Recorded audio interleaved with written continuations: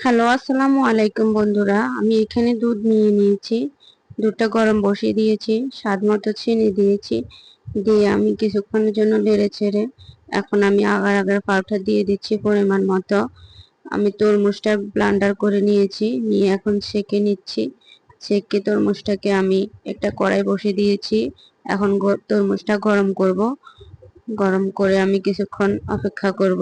এখন আমি দিয়ে দিব আগার আগার পাউডার। এখানে আগার আগার পাউডারটা দেওয়ার পরে আরো কিছুক্ষণ অপেক্ষা করব। এখন আমি জেলিটা বসিয়ে দিব। এখানে জেলিটা বসিয়ে আমি ঠান্ডা হওয়ার জন্য অপেক্ষা করব। এগুলো আপনারা বাসায় বানিয়ে খেতে পারেন, অনেক মজা এই পুডিং।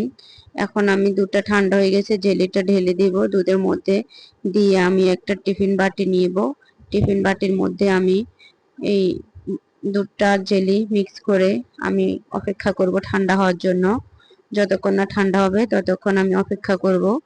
অপেক্ষা করা শেষ। এখন দেখুন বন্ধুরা, আমার জেলিটা কত সুন্দর বসে গেছে। পুডিংটা দেখুন, নিচে একরকম হয়েছে, উপরে আরেক রকম হয়েছে।